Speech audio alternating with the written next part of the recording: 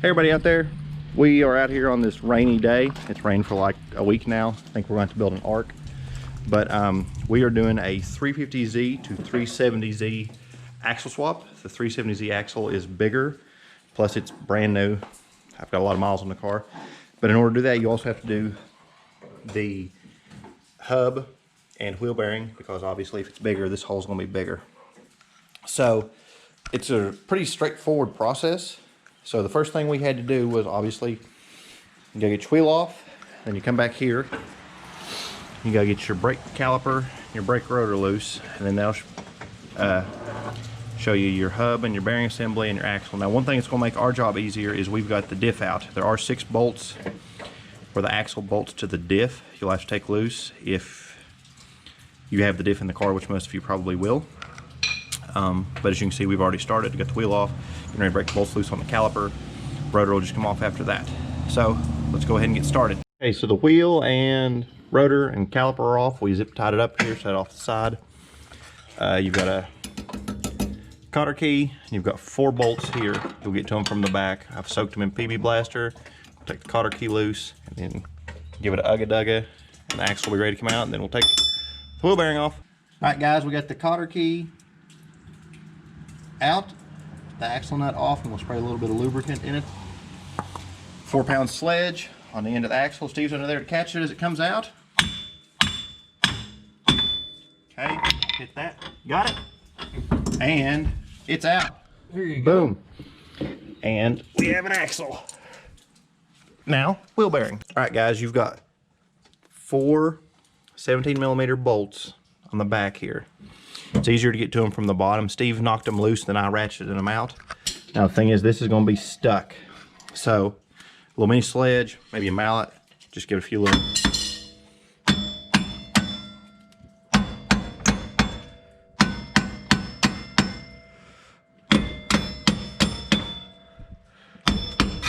All right, guys, sorry about that. It was kind of hard to swing a 4-pound sledge and hold a camera at the same time, but it's out of there. What I'm going to do is take the wire brush, clean it up before we put the new one in. There's no point putting it in a nasty rusted surface. We'll put the other one in. You can see I cleaned out, wire brushed that. I put just a little bit of PB Blaster on the inside with my finger. That way that will help this slide in there and seat. So now I'm going to put it up there, put the bolts in, draw it in, and we'll torque it down. Okay, so we have the new wheel bearing bolted in. It's 4 bolts. And Steve's going to use this tool that's foreign to some of you guys.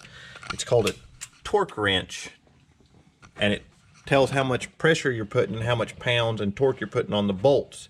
And there's a mathematical solution somewhere that converts 66 foot-pounds of torque to how many ugga-duggas an impact makes. And that's how some of you all put your bolts and stuff in, is just go by 1 or 2 ugga-duggas or 3 ugga-duggas. But we're going to do the proper way here and do 65 foot-pounds of torque. Okay, that one's good. Move on to the next one. And we're going opposite sides. Yep, we're going to do diagonal like you would normal.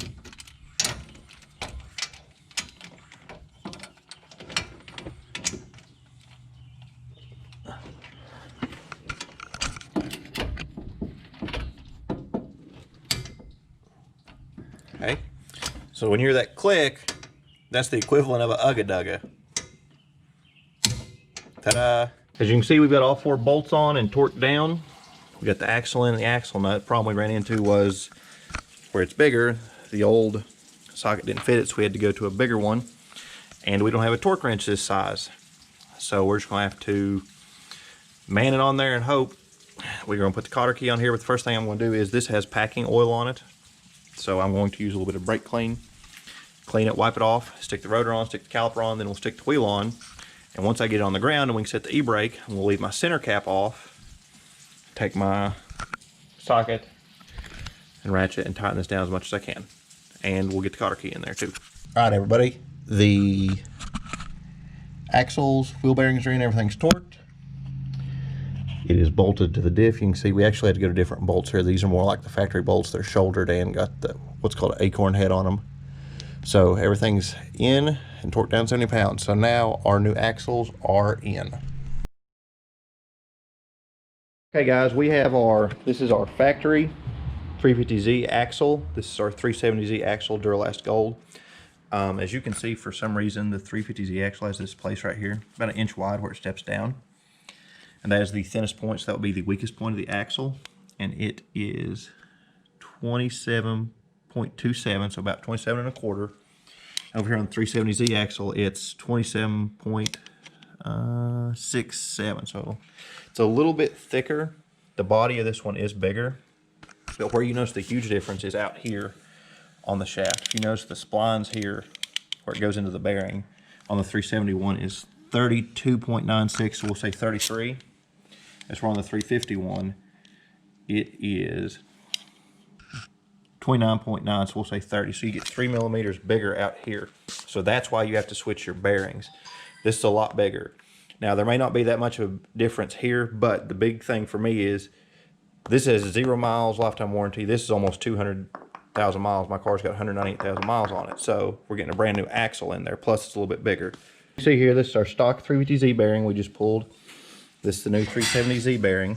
You can see not only is the face area itself a little bit bigger, obviously the diameter of this hole is bigger because of the axle, but the big difference is, if you turn them over to where you can see the actual bearing assembly itself. On the 350, it's a bearing and a hub separate. I've had to replace one of these before, and you have to buy a bearing and a hub and have them pressed together. I'm not a big fan of that design. It's more expensive. It's something else to break. Like when mine was bad, it was just spinning in here, so I couldn't reuse this because it had been worn so bad. But on this one, you can buy this whole assembly for the cost of the hub. As you can see, it's all one piece. It's inside, and it's actually, as you can tell, from here to here, it's actually a lot beefier. Everybody, something we noticed when I was test fitting everything on my diff, as you've seen in our other videos, we've got it out, rebuilding it.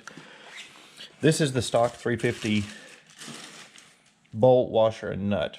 Now, as you can see, you're only going to get like 1 or 2 threads in here because this piece is actually quite a bit thicker than the stock axle. So what I did was I went to my local Tractor Supply, Royal King, whatever. You can buy these by the pound. It was like $6 worth of bolts, nuts, and a lock washer. And you can see not only you get quite a bit more, plus these are brand new. Now the one thing I had to do was this is 1.25 pitch. This is 1.5 pitch. So I switched it over, but I got brand new everything. And you can see how much more you're going to get. Now you'll see here, I was talking about how much thicker this is versus that, and that's where you run into issues. You can buy these from the dealer, but like I said, I had $6 and everything, all new hardware. So one thing you do need to pay attention to though, this was, what was this, Steve, a 40 millimeter? Yes. This is a 40 millimeter. You don't need to go any bigger than that because then you would be over here into your ring for your ABS. So just something to consider, guys. I wouldn't trust just that few threads on an axle. Okay, talking about my bolts here. You can see I've got one to bolt through with the nut on this side. The problem I had doing it this way is how close it gets to that ear. It actually will pass it, but it's way too close for my liking. So we'll have to put them in this way, or this is a 40. You could probably go to a 35 millimeter bolt and still be okay. Just something to consider. I may actually shave a little bit of this off, nut, like cut just 2 or 3 threads off to give it more clearance, or just run this way. I'll figure it out by the time we get done.